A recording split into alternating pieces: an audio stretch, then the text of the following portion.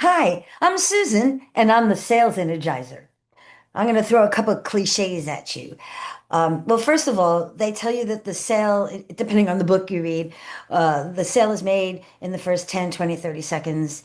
And I'm sorry, the sale is made in the shower in the morning. If you're not buying it, nobody else is. People don't care how much you know, so they know how much you care. And you show people you care by asking questions. And we've been taught to sell incorrectly for so many years. We pitch and then we overcome objections, and that's just off-putting. When somebody gives you an objection, first let them finish their objection. Don't cut them off. It's a tendency, a lot of salespeople tend to want to interrupt and field that particular objection because they're probably going to give you a series of reasons why they don't want to do something. And sometimes if you just let them talk long enough, they'll talk themselves right back out of it. So, listening, right? Two ears, one mouth, the whole nine yards. So let's talk about some of the things people are going to say to you at the door and what that really means and how that plays out for you. We know, especially here in Texas, out of every 40 people in foreclosure, 10 people are going to sell their house to somebody. Might as well be you, right? So, really, that's one of the reasons why foreclosure leads are good. You just want to go after that low-hanging fruit. 10 people are going to sell their house. About 10 people are going to stop their foreclosure with either a bankruptcy or a TRO. And 10 people or about or so are going to stop their foreclosure with a loan modification. And then the other 10 people are going to lose their house to the foreclosure sale. Okay. That's general numbers.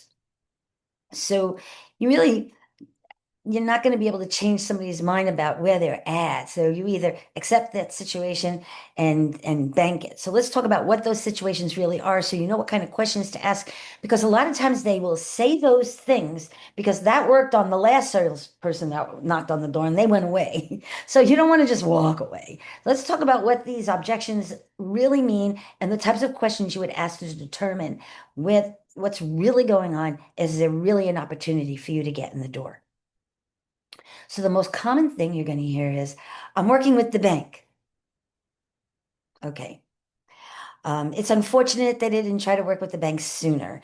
I'm going to tell you right now, any debt you have with anybody, 95% of the time, if you reach out to them before you're late with your payment and tell them, hey, whatever's going on in my life and I need time, extension, payment plan, whatever, most of the time these credit card companies, utilities, your mortgage company, they're going to give you an opportunity to make that arrangement because they'd rather keep you as a customer than lose you entirely.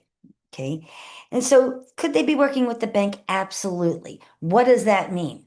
So sometimes people will say, I'm in forbearance, or um, they may have worked out a forbearance plan. Usually, by the time they get into foreclosure, that was already discussed and moot. It's not happening. Not once they're in foreclosure. I'm not saying it never happens. It just doesn't happen that often, not forbearance. The most popular way people are working with their bank is with a loan modification. So what's a loan modification? It's like a refi, only has nothing to do with your credit score. It's based on how much money is coming in and how much money is going out. And it has to lower the payment. So it was very hard to get a loan modification when the interest rates were up, to 8, 9, 10, 11%, because you were probably at 4% or 6% even. And how hard was it going to be able to get a lower payment with a higher interest rate? Well, some of the banks came up with ways. They did mostly what's called a HUD lien. So let's say somebody owes $200,000 and the bank figures out between what's going in and what's going out, they can really only afford to pay off a $150,000 mortgage. That's the only way we can lower their payments. So the bank goes to the government and says, hey, government, would you guarantee $50,000 of these people's mortgage for us? And the government goes, sure. No interest gets accrued. The homeowner doesn't have to make any payments on it. When they go to sell their house, that is part of the payoff for the house. It does have to get paid then.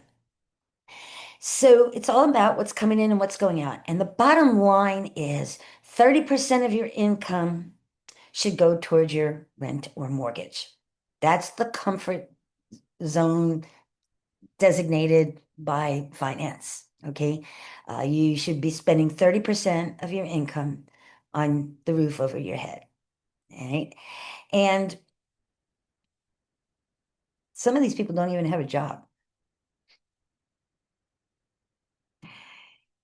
And it's unfortunate. And the biggest reason people are in foreclosure now is because there was a reduction in their pay or the hours that they work or both.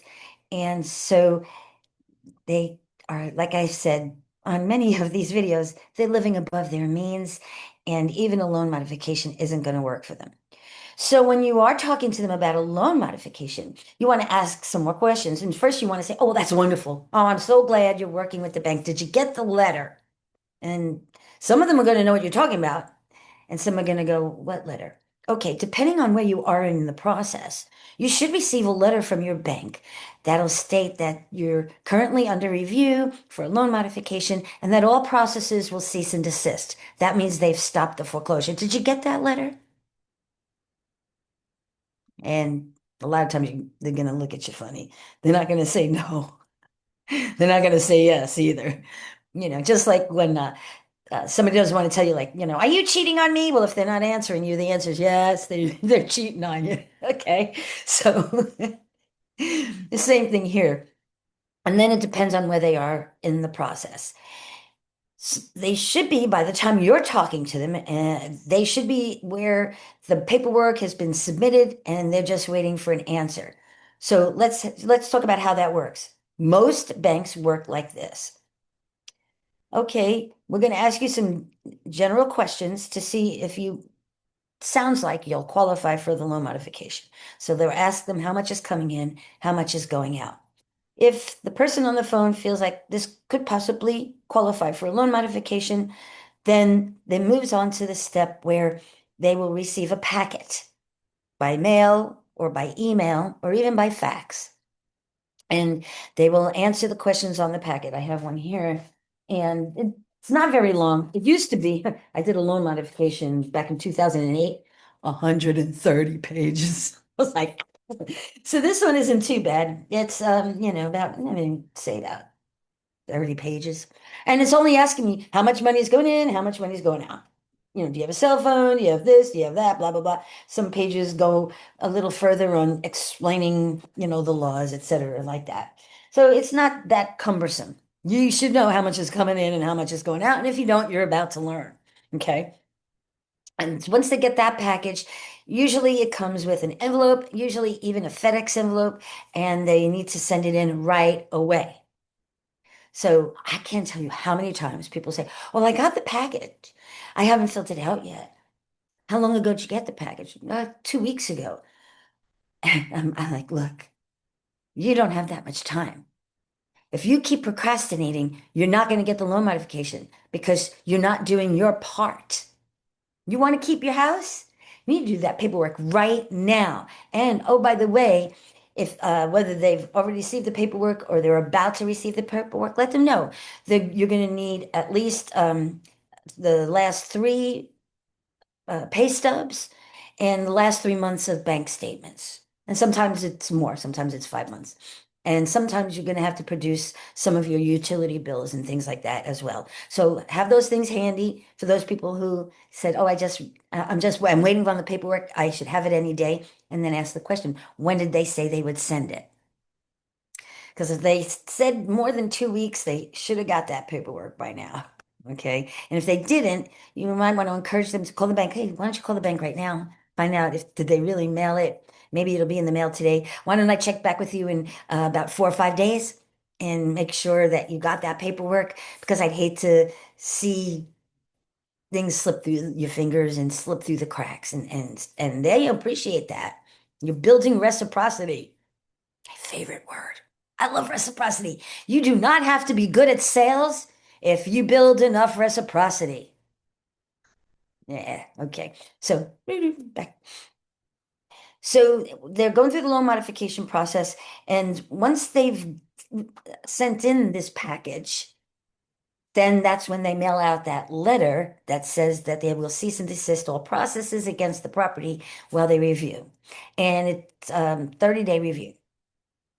And then once it's approved, if it's approved, they'll get all this paperwork that they'll have to sign with a FedEx envelope, and then they'll have to send it right back quick. And they'll have what's called a 3-month probation, where they'll have to make the payments on point and on time. They cannot be a day late, and they cannot be a penny under. And they don't, so if it's due on the first, they don't want the payment on the 31st. They don't want the payment on the second. Payment has to be done on the first, and it has to be for the exact amount. And even if they do that for 3 months, there's still the occasion where the bank can go, you didn't pass whatever, for whatever reason they can come up with, you didn't pass the probation period, we're putting you back in foreclosure. So if somebody is truly in that process, put it in your tickler to check up with them in whatever part of the process they're in that I just explained, and get back with them. Even if, oh, I got approved, oh, God bless, good for you. And go back 3 months later. I was passing your house and I remembered you did that loan modification. Did everything go okay? You did your 3 months, you're good to go, and the probation is over. And yeah, that's great. Good for you. The other thing you're going to hear is I'm talking with my attorney. Well, there's a difference between talking with your attorney and paying an attorney, but those are two different things. And you know what? I think I've been talking long enough on this video. My next video will be about how to deal with that objection. Stay tuned.